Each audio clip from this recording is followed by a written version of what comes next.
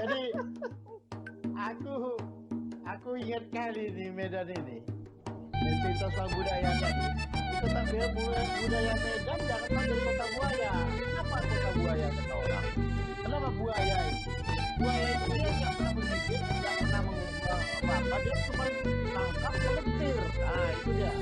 Kalau bisa diputar hebat-hebatnya berputar badan orang, kaki orang, tangan orang tua, nah baru telang satu-satu itu kota buaya. Tapi betul kata itu lah, kita lupakan masa lalu. Yang kuharapkan sekarang Bobi dia sudah menang. Dan dia harus bersiap. Medan ini dia harus ingat dulu ada janji klaim namanya. Nah janji klaim, terakhir kemarin itu ada janji pemilu. Sama aja ya, politik janji klaim, janji pemilu. Terakhir ada janji Pinocchio. Sama juga, janji yang nggak pernah ditepati. Nah sekarang janjinya harus kita tepati lah. Sekarang kan sudah terpilih wali kotanya kan. Ya, kita kan harus memberikan amaran kepada dia kan. Prioritas ya, menurut Jaya itu apa yang prioritas? Apakah infrastruktur? Apakah banjir? Atau apa? Bang. Ini lagi yang kubicarakan Bang. Yang pertama itu dia harus buat dulu janji-janji yang diucapkannya itu apa. Dia buat daftar janjinya itu. Nah setelah janji itu dia buat prioritas janji. Medan banjir. Oke. Dibuat daftarnya. Medan banjir, ini adalah jalan yang rusak, berlobang, berdungkul-dungkul, sama pokoknya yang begitu. Kemudian ruang terbuka hijau, kemudian sampah, dia buat semua itu.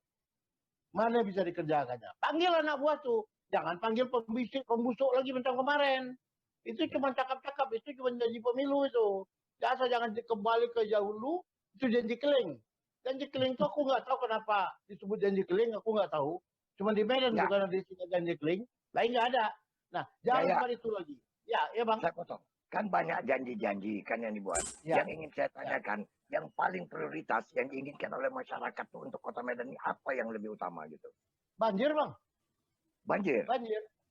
Kenapa? Banjir itu utama Bang. Kenapa? Ya. Orang bilang banjir itu cuma 15 menit, setengah jam, 1 jam. Itu kalau seandainya banjir itu nggak merusak apa-apa. Aku ingat di kampus aku, ada dua profesor, ada senioran aku lah. Itu gara-gara dia nengok di rumah dia, buku terendam semua, shock dia. Tapi banjir tuh kan bukan hanya milik Kota Medan saja yang menjadi apa. Semua negara lain pun prioritasnya kan itu. Bang, beda Bang. Beda Bang Alis. Banjir Kota Medan kemarin ini, banjirnya ada dua nih. Banjir sungai itu dari hulu munculnya. Semua kota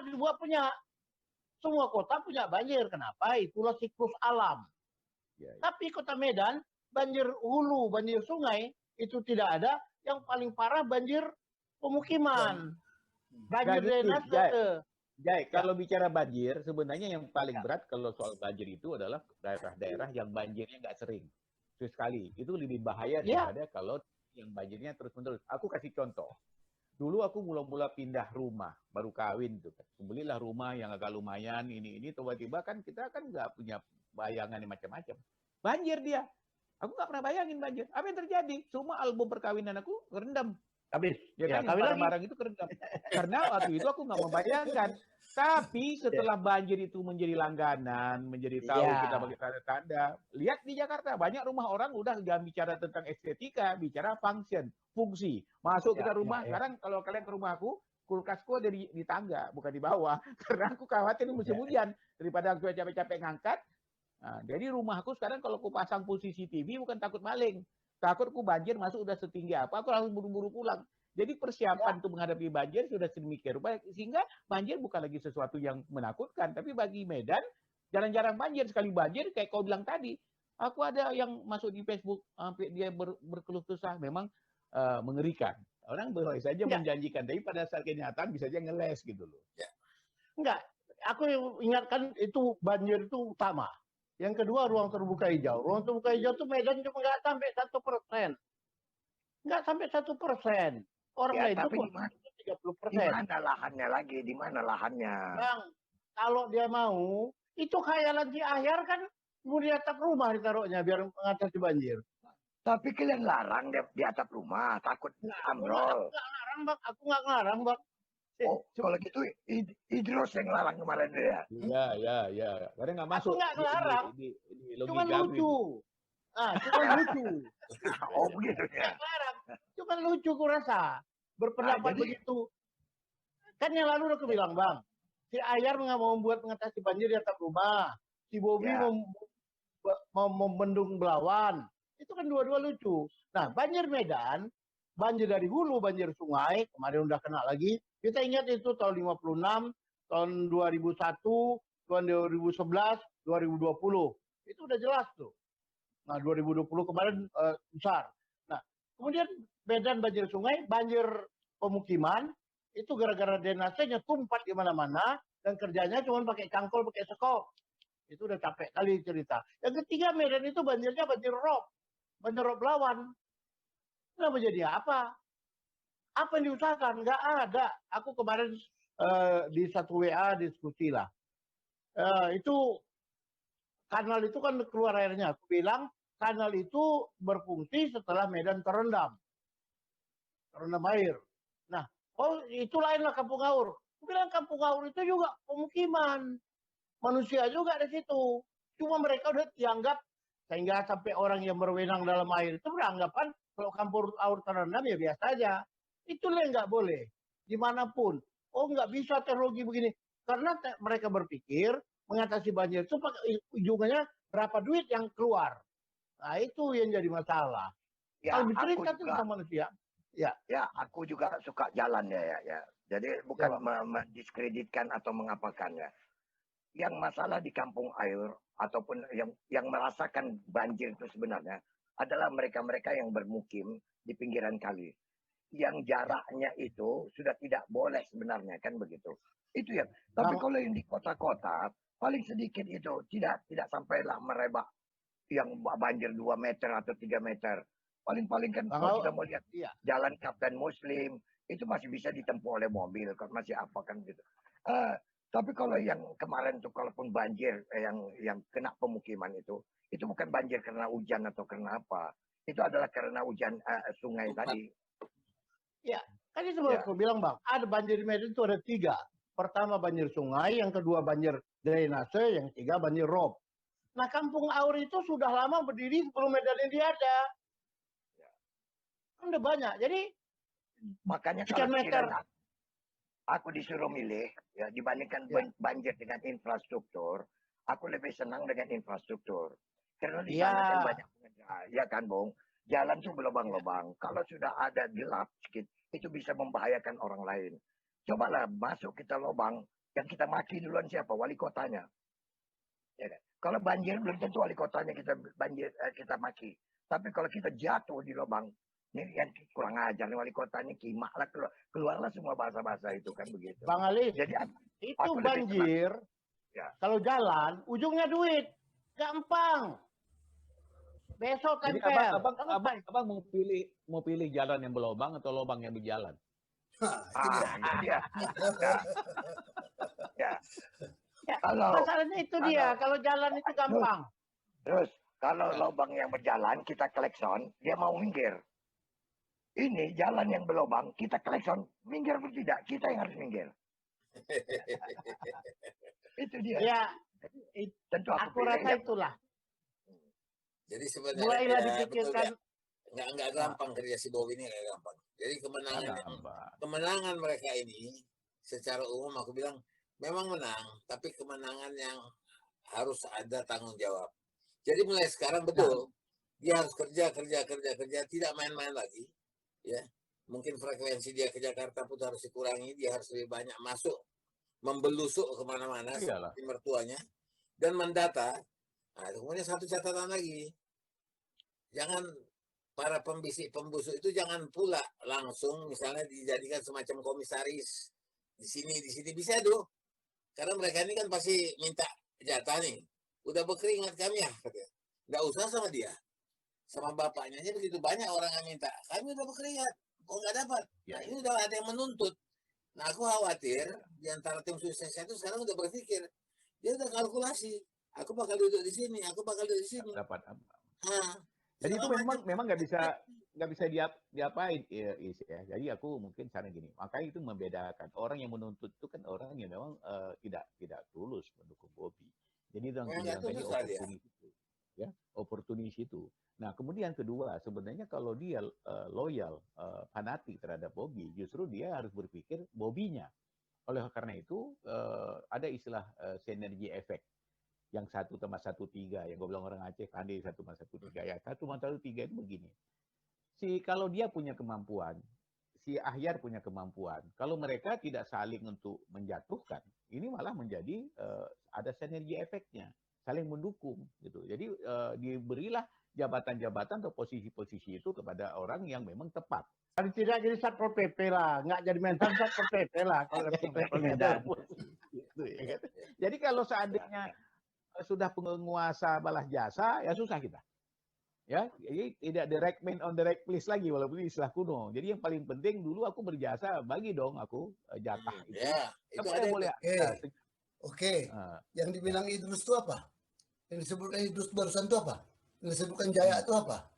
Yang disebutkan Isari itu apa? Itu bagian dari budaya. Budaya di Kota Medan. Kalau udah bantu orang, mana bagian aku?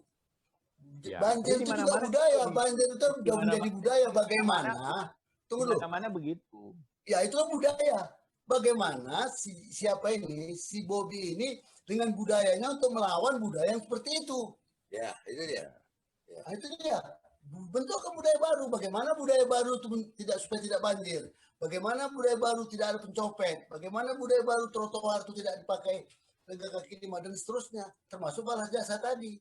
Kalau soal budaya, taman budaya seperti yang disebut Mencali, aku sendiri udah kena itu. Aku panggil beca, panggil taksi. Mau kemana bang? Taman budaya, aku bilang. Dah, naik taman budaya. Habis taman budaya aku tertidur. Terbangun aku, udah sampai bang katanya. Ya, ini bukan taman budaya, ini taman buaya. Asal bang. Kalau soal itu, jadi banyak orang salah menerjemahkan antara budaya dan berbuaya. Nah itu salahnya kau kenapa kau tidur? Itu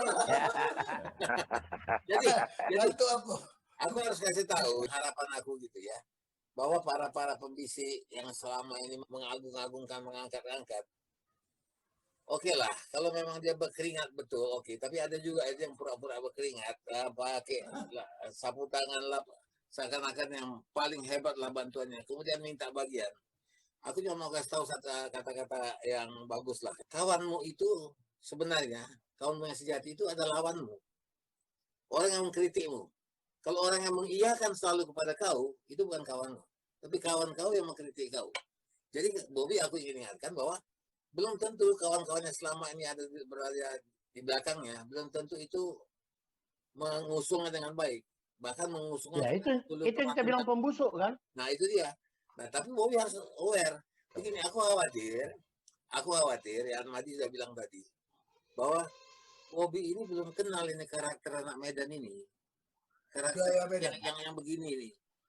Yang Panglima Talam yang kemudian manis di depan, telunjuk lurus kelingking berkait. Nah, orang dia nggak tahu itu karena dia banyak di luar.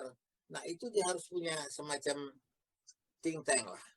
Nah itu yang diharuskan. Jadi orang-orang kayak Jaya ini sebetulnya harusnya masuk. Nah, masuk mana? Masukkan ke got. Ada Dewan Kota masuk. Dewan Kota nggak berfungsi di Medan, tapi memang harus difungsikan itu. Dewan Kota ini penting, ya. Kenapa? Ya. Dewan Kota ini adalah kumpulan para pakar yang mengerti mengenai keadaan Medan setelah berapa lama dan bisa memberikan masukan kepada Bobby. Itu kalau betul-betul. Yang sebetulnya Dewan Kota yang lama itu adalah balas jasa. Jadi tukang pembisiknya masuk ke Dewan Kota semua. Selama ini balas jasa aja. Bekas ini, semua masuk Dewan Kota. Yang kerjanya pun dia nggak tahu, cuma bergaji. Nah itu dia. Itu selama ini dan tidak ada fungsinya. Padahal dari mulai orang yang biasa-biasa sampai yang pejabat, bekas pejabat, orang politik, semua masuk Dewan Kota. Nah itu kembalilah. Aku ingatkanlah ini mungkin nggak banyak waktu kita. Aku ingatkan banjir Medan itu ada 3. Banjir hulu dia harus kerjasama dengan orang pusat, harus kerjasama dari Serdang dengan Karo, harus kerja dengan BWS. Banjir sungai, ya banjir hulu itu kerjasama dengan banjir hulu dengan sungai sampai sungai itu BWS harus ada kerja orang pusat, jadi sedang karo. Kemudian banjir di Kota Medan itu kerjaan dia, korek dengan alat, jangan pakai cangkul lagi, gampang itu masalahnya. Kemudian banjir di Belawan itu adalah banjir yang punya problem paling besar itu di Belawan itu nanti.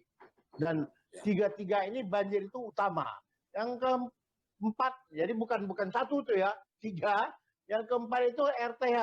Malu kita nih Kota Medan, coba lihat dari udara. Gampang aja pakai citra satelit, coba lihat Kota Medan. Paling parah kita. Paling parah cuma 1%. Berapa sulitnya menanam pohon? Menanam itu urusan manusia, tapi menumbuhkan urusan Tuhan. Kok takut kali urusan Tuhan nggak dikerjakan Tuhan? Itu kan merecehkan Tuhan. Nah satu lagi, Bobby itu ingat nanti dia itu mengucapkan mulai janjinya itu demi Allah. Ingat itu. Memulai jabatannya demi Allah. Kerjanya juga harus begitu. Mari kerjakan dengan baiklah. Sebelum dimaki orang, Allah ditipu, awak dimaki orang kan kasihan. Aku kasihannya ada itu. Itu TS sama Jipan dan lain-lain itu kan nggak ada berpikir itu. Kau mampus. Penjara kau. Buktinya 3 orang, 3 masuk penjara. Nggak ada yang ikut di dalam kan. Dia harus pikir itu. Di hadapan Tuhan dia juga harus berpikir. Demi Allahnya itu. Dan kalau dia sudah bagikan semua, ya itu tanggung jawab bersama. Tapi kalau dia pun tak tahu apa yang dikerjakannya, yang kasihan Kota Medan. Keluar Kota Medan kasihan. Kota terjorok di Indonesia, kota paling banjir Indonesia, kota apa lagi, apa yang enggak di Medan ini. Kan malu kita. Dan dia sebagai wali kota yang anak presiden. Tetap yang kasihan aku begitu. Alah Jokowi diurus naik bilang kan, kalau jadi presiden lebih mudah banjir. Ini udah ada di medsos. Katanya nanti kalau dia jadi wali kota nggak bisa banjir, udahlah mungkin jadi gubernur nanti baru bisa banjir. Itu udah keluar di medsos. Atau gubernur masih lebih mudah banjir. Itu kan selalu dikaitkan orang dengan Jokowi. Jokowi bilang kan waktu dia jadi gubernur mudah jadi presiden, menangani banjir kalau jadi presiden. Bobby juga gitu, mudah menangani banjir Kota Medan kalau dia jadi gubernur. Aku itu yang harus diingatnya. Kerja dia itu menjelekkan semua orang. Menjelekkan orang di Jakarta, mertuanya dijelekkannya. Kemudian orang-orang yang tukang dukung, ini kan namanya sudah ada. Daftar nama orang pendukung dia, itu sudah ada. Orang tinggal ngetik, kan kau nih yang menaikkan dia. Orang Medan gitu cakapnya. Kerjaan kau, gara-gara kau nih itu. Menokoh juga kerjanya. Itu yang harus diingatnya. Jadi bukan hanya tanggung jawab dia sendiri, ke Tuhan karena mengucapkan demi Allah, dia tanggung jawabnya ke tim sesnya, kemudian dia tanggung jawabnya ke masyarakat, tanggung jawab ke lingkungan. Nah, terserah dia. Sekarang tugas kita menyampaikan ini. Itu kalau dia mau ngerjakan silakan. Nggak mau dikerjakan, nggak rugi kok. Udah Medan itu banjir mulai tahun 2010-an. Jadi udah lebih 10 tahun dari sekarang. Tahun 2006 Kota Medan itu titik banjirnya baru 77 titik. 2006. Jadi tahun sebelumnya 2005 itu sudah banjir. Udah jadi permasalahan banjir. Sampai sekarang masih banjir. Sekarang berapa titik ya? Nggak ada lagi. Mudah-mudahan apa yang kita ucapkan pagi ini, Bobby mendengarkan, dan dia ingatkan sekali lagi. Dia berjanji kepada manusia, dia berjanji mengucapkan dengan nama Allah. Jangan kau ingkari itu. Karena berbahaya kalau kau di dunia paling-paling dimaki orang. Kalau di akhirat kau masuk neraka, itu kan kasihan. Kita juga, ya istilahnya kan masih anak kita ya terus kan. Bapaknya masih kawan kita gitu kan.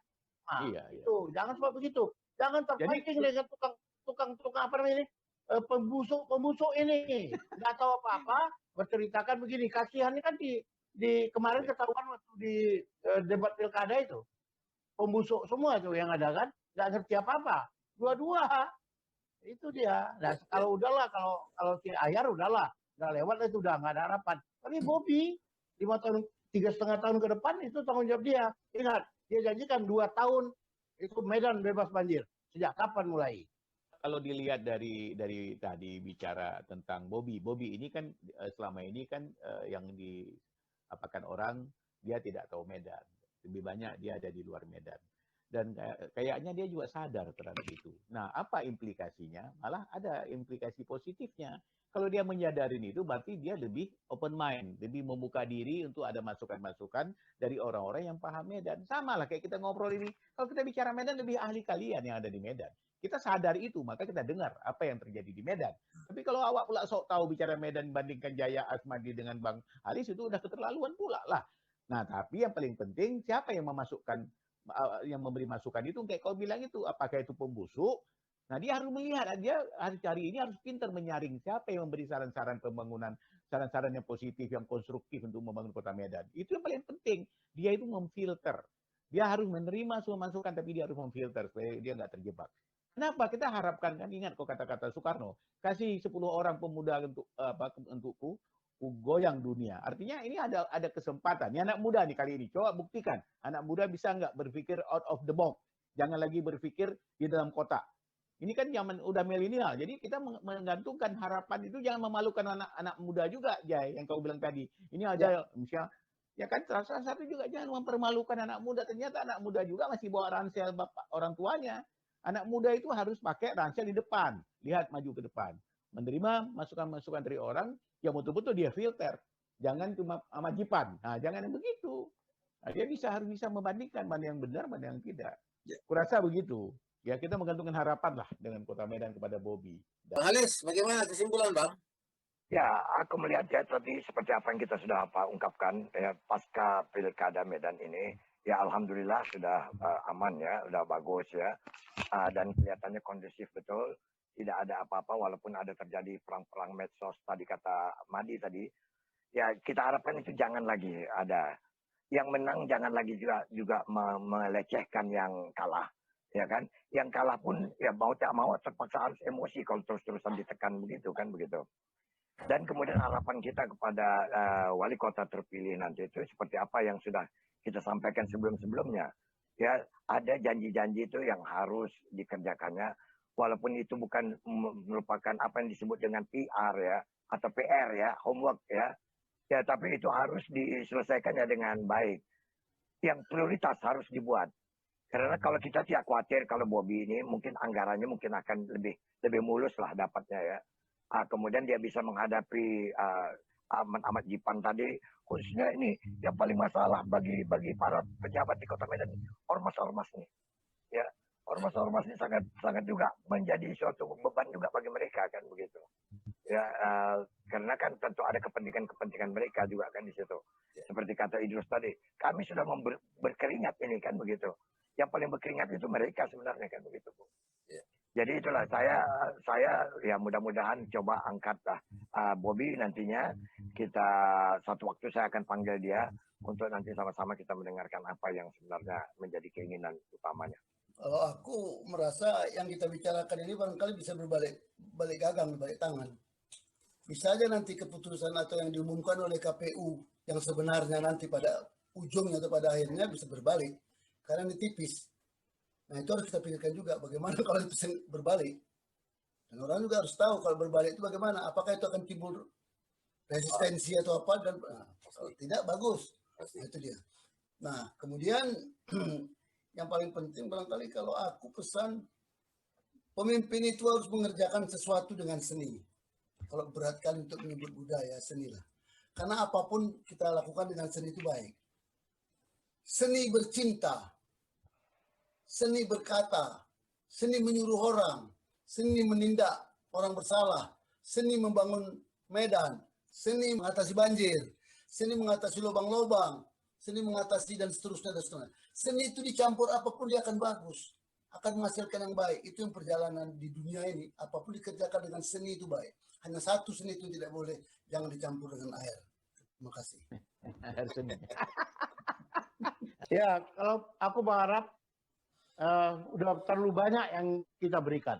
Pelajarilah apa yang pelajari janjimu, kemudian cari kelemahan yang lalu itu komentar-komentar, tanggapan-tanggapan orang negatif tentang pengelolaan kota yang masa lalu, cocokkan dengan janjimu. Sekarang apa yang harus kau kerjakan? Pikirkan. Ingat kau mulai naik jadi wali kota pakai nama Allah. Ingat kau janji naik jadi wali kota pakai nama mertuamu. Jangan kecewakan itu. Dan janji kepada masyarakat juga begitu. Banyak kali janjinya. Ingat, janjimu itu harus kau ucapkan. Di Medan pernah ada janji keling. Di Medan pernah ada janji pemilu. Ada janji Pinocchio. Dan jangan tambahlah definisi janji yang baru di Kota Medan nih. Janji Kalau janji, Ya. oh Ya. iya. Sebelum akhirnya ya. Kalau Ya, sebelum berakhir. ulo aja itu Anda kata orang. tutup ini. Optimis kalau dia mau mendengarkan pakai otak, mendengarkan optimis. Ah. Nggak ada yang tidak Waktu- optimis. Harapanku pada saat mereka dua-dua mencalonkan diri menjadi wali kota kan tujuannya ingin membangun kota Medan. Jadi kalau ingin membangun kota Medan itu, kalaupun hari ini dia tidak terpilih jadi wali kota, harus ada niat itu tetap membangun kota Medan. Jadi jangan merasa nanti coba kalau aku mau lihat. Jadi jangan menjadi kompetitor di dalam hal ini, tapi ingin harus saling mengisi. Itulah sinergi efek. Itu satu. Kemudian, sebagaimana aku katakan tadi bahwa si Bobby ini dia tahu diri dan dia tahu juga bagaimana harapan orang. Hari ini dia harus kembangkan itu untuk memenuhi harapan orang itu semuanya. Baik. Ya, untuk dia jadi wali kota. Jadi aku rasa kita bungkus lah ini ya. Jadi dengan kata lain, Ya. congratulations kepada Bobby dia menang, ya, dan kemudian kepada wakilnya. Tetapi kita harus ingatkan juga, ya, Anda tidak bermain sendiri, Anda tidak pemain double berdua, tapi Anda harus bekerja dengan tim. Nah, dalam memilih tim inilah yang kuharapkan Bobby sangat-sangat harus hati-hati. Memilih kawan di Medan ini tidak sulit sebetulnya, ya. Tetapi kalau kita ada ketulusan, ada seni cara mendekati orang itu bagus. Ya, Bobby punya beban yang berat karena dia tidak hanya harus menjaga kota Medan, tetapi dia juga harus menjaga nama dirinya dan dia juga harus menjaga nama presiden. Ini berat bagi dia. Ya, mudah-mudahan dia bisa jalan. Mintalah nasihat dari para tetua, kepala-kepala suku, kepala adat. Tanya apa yang harus diperbuat. Jangan sok melenggang sendiri. Ke laut dan urusannya. Tanya sama KPU, kepala penuban. Ini KPU ini. KPU kita KPU. Oke. Oke. Oke, yuk. Ini kita sudah ya. Assalamualaikum. Oke, assalamualaikum. Ya. Waalaikumsalam warahmatullahi wabarakatuh. Waalaikumsalam.